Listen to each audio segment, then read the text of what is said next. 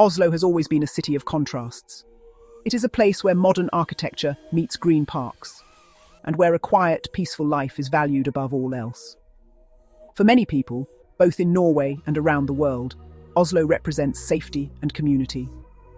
It is the home of the Nobel Peace Prize, a symbol of hope and understanding. But today, February 23rd, 2026, a different story is unfolding in the very heart of the city. A feeling of unease is growing, and it is centered around one specific area. This place is Guneriusbrugata, a busy street that was once just a normal part of city life, but is now becoming known for something much darker. Guneriusbrugata and the surrounding neighborhoods in the city's east have started to gain a reputation for conflict. Young people, often organized into small competing groups, are making their presence felt in a way that is new and frightening for many residents. These are not just kids hanging out on street corners. There is a tension in the air that was not there before. Reports of arguments, threats, and sometimes even physical fights are becoming more common. The police are more visible, their cars patrolling the area with a frequency that signals a problem. For the people who live and work here, the familiar sounds of the city are being replaced by a sense of anxiety. This area, located near the central station and the Grenland district, has always been a vibrant and diverse part of Oslo. It is a melting pot of cultures, languages, and backgrounds, a place where different worlds come together. For decades, this diversity was seen as one of Oslo's greatest strengths. But now, this same area is becoming the stage for a new kind of social friction. The conflict seems to be about territory, about respect, and about power. The groups involved are often young men who feel disconnected from the wider society, and their struggles are now spilling out onto the open streets for everyone to see.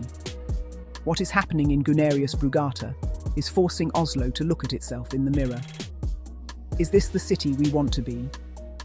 This question hangs heavy in the air. The problem is no longer something people can ignore or pretend is happening somewhere else. It is right here, in the center of the capital, challenging the city's image as a peaceful and orderly place. For the families, shopkeepers, and everyday citizens of this neighborhood, the recent rise in gang-like activity is not just a news headline. It is a daily reality that is changing the way they feel about their own home and their own safety. When people in Norway talk about the problems in Guneriusbrugata, a certain phrase is often used: Swedish conditions. This term has become a kind of shorthand in political debates and everyday conversations. It is used to describe a specific set of social problems that many Norwegians have watched unfold in their neighbouring country, Sweden. For years, news from across the border has been filled with stories of rising crime rates, gang-related violence, including shootings and explosions, and significant challenges with integrating new immigrant communities into the fabric of society. The fear now is that these same conditions are starting to take root in Norway. The idea of Swedish conditions is powerful because it taps into a deep-seated anxiety. It suggests a loss of control, a breakdown of the social contract that has kept Scandinavian societies relatively safe and stable for so long. When a politician or a commentator mentions this term, they are painting a picture of a future that many Norwegians find terrifying. They are suggesting that the social fabric is tearing, and that the problems seen in cities like Malmö or certain suburbs of Stockholm could become the new reality for Oslo. This makes the conversation about crime intensely emotional and politically charged. For a long time, Norwegians looked at the situation in Sweden with a mixture of concern and a sense of distance. It was happening over there, not here. But the recent events in Oslo have made that distance feel much smaller. The conflicts between youth groups, the talk of territory, and the visible rise in tension feel like the first chapters of a story that people have already read. The term Swedish conditions is therefore not just a description of a problem, it is a warning. It is a way of saying, look, what we feared is now happening. We must act before it is too late. However, using this phrase is also controversial. Some argue that it unfairly stigmatizes certain communities and simplifies a very complex issue. They believe it creates an us versus them mentality and can make it harder to find real solutions.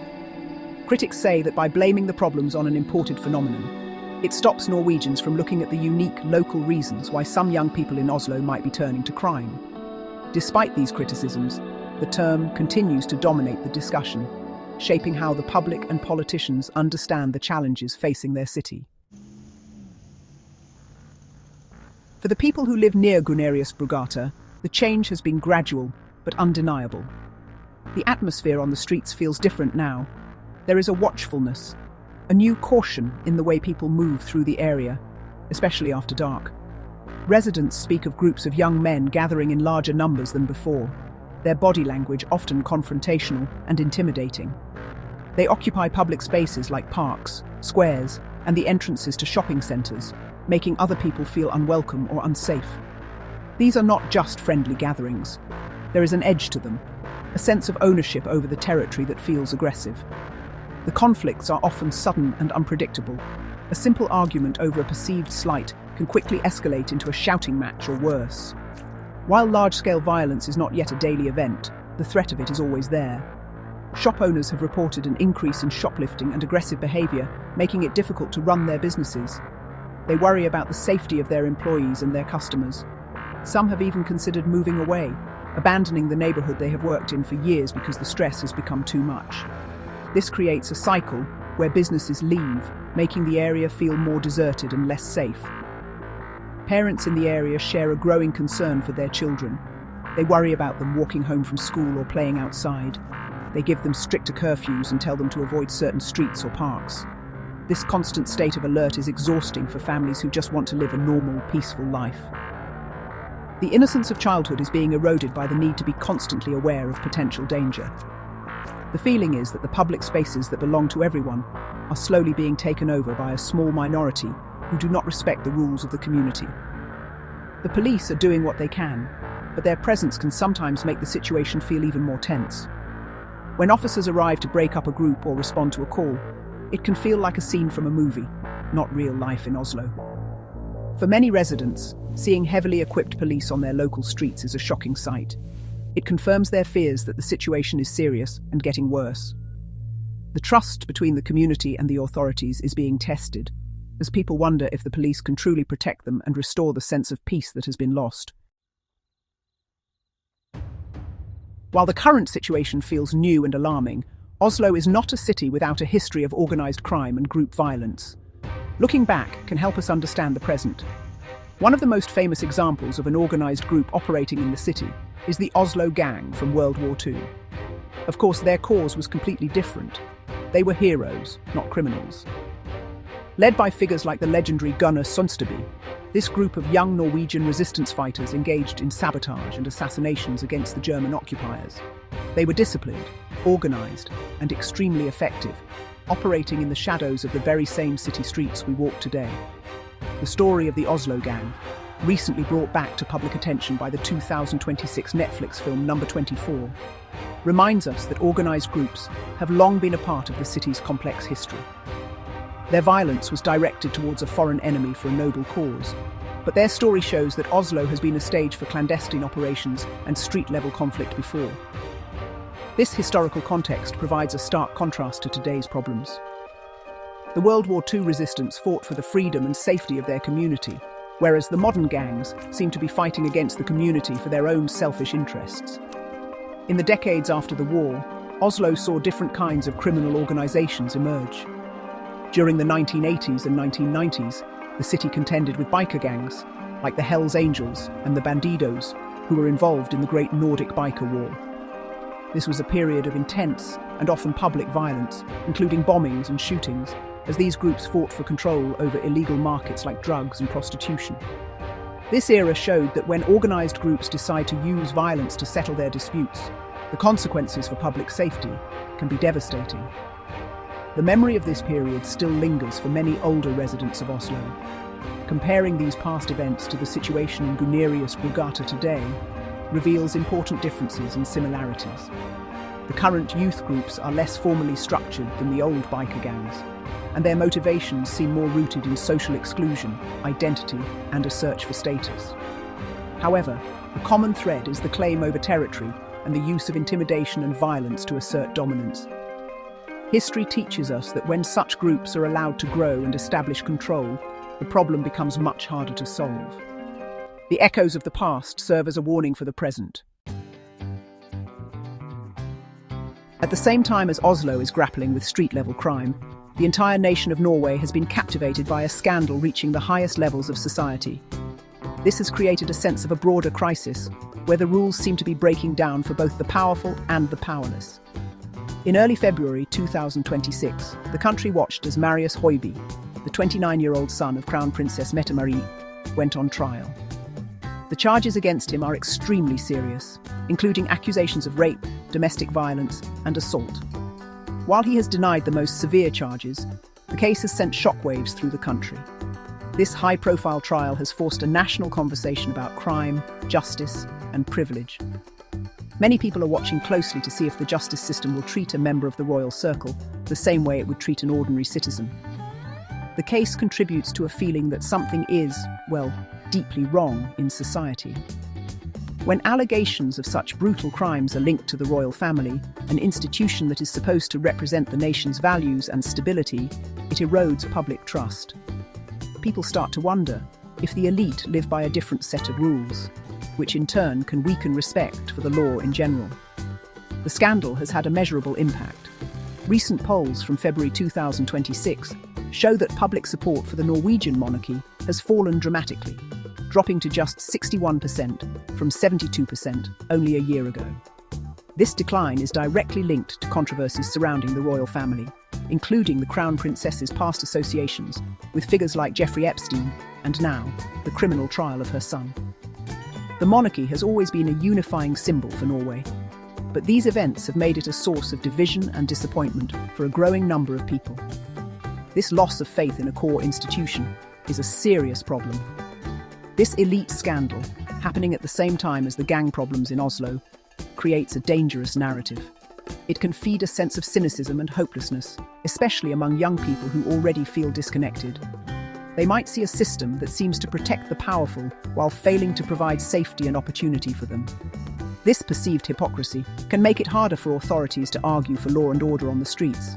If the rules don't seem to apply to everyone, why should anyone follow them? The breakdown of trust at the top makes it much more difficult to solve the problems at the bottom. The combination of street-level tension and high-profile scandals has left the people of Oslo feeling distinctly on edge. There is, honestly, a palpable sense of anxiety that just wasn't here a few years ago. In cafes, on buses, and in workplaces, people are constantly talking about the changes they see and feel. They express a sense of loss, a loss of the city's innocence and the easy sense of security that was once taken for granted. Many residents feel that the social cohesion that made Oslo special is beginning to fray at the edges, and, well, they are deeply worried about what the future holds for their city. This fear is not just abstract, it is actually changing people's daily lives and routines. As mentioned, parents are more protective of their children, and many people, particularly women, are more hesitant to walk alone at night in certain areas.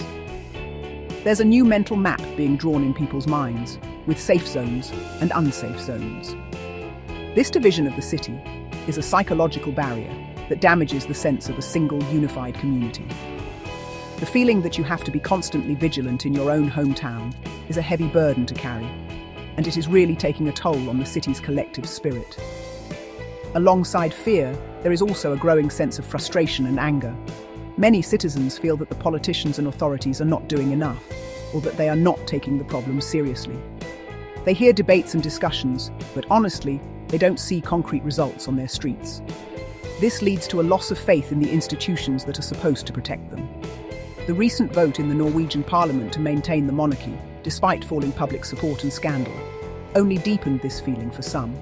It created a sense that the political class is disconnected from the worries of ordinary people. This erosion of trust is perhaps the most dangerous consequence of the current situation. When people lose faith in the police, the politicians, and even the symbolic head of state, the social contract begins to weaken. This can lead to a feeling of every man for himself, which is the opposite of the community-focused values that Norway has always cherished. The city of Oslo is at a critical point. The mood is somber, and people are desperate for leadership and solutions that can restore their sense of safety and their pride in their capital city. In the face of rising public concern, Norway's politicians are under immense pressure to respond. The situation in Gunerius Brugata and the spectre of Swedish conditions have become central topics of debate in the Storting, Norway's parliament, and in city council meetings. On one side of the debate, politicians from right-leaning parties are calling for a tougher approach. They advocate for more police on the streets, stricter punishments for gang-related crimes, and increased surveillance in problem areas. Their message is simple: law and order must be restored, and there should be zero tolerance for the kind of behaviour that is making people feel unsafe. On the other side, politicians from left-leaning and centrist parties argue that a purely punitive approach will not solve the root causes of the problem. They emphasise the need for social investment and preventive measures. Their proposals focus on funding for youth centres, job training programmes for at-risk young people, and better integration services for immigrant communities. They argue that the young men joining these groups are often products of social exclusion, poverty, and a lack of opportunity. Unless these underlying issues are addressed, they contend, more police will only displace the problem, not solve it. This political division is making it difficult to form a unified strategy. The debate often becomes polarised, with one side accusing the other of being soft on crime, and the other side retorting with accusations of being hard on people. This political infighting frustrates the public, who simply want a solution that works. They see politicians scoring points against each other instead of working together to make their neighbourhoods safer. This paralysis can make the situation on the ground feel even more hopeless, as residents feel their concerns are being used as a political football. Meanwhile, the government's actions on other fronts have created a sense of disconnect. For instance, on February 3, 2026, the same day Marius Høiby's trial began, the Parliament overwhelmingly voted to keep the monarchy. For many critics, this decision seemed out of touch with the public mood, which showed declining support for the institution. This has fueled a perception that the political establishment is preoccupied with protecting traditional structures of power, while failing to adequately address the urgent, everyday safety concerns of its citizens. This perceived gap between the priorities of the politicians and the people is a major source of public frustration.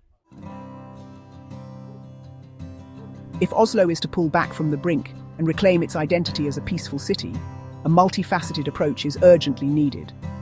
Relying solely on police and punishment will not be enough, nor will relying only on social programs. The most effective path forward will involve a combination of strategies that build bridges between communities, authorities, and the young people at the heart of the conflict. The first step must be a renewed focus on community-based policing, where officers are not just patrolling in cars, but are actively building relationships with residents and business owners. This means investing in nærpoliti, or local police, who are a consistent and trusted presence in neighbourhoods like Grenland and Tøyen. When officers know the local families, the shopkeepers, and even the youths who are causing trouble, they are better equipped to de-escalate conflicts before they turn violent. Trust is the foundation of effective policing.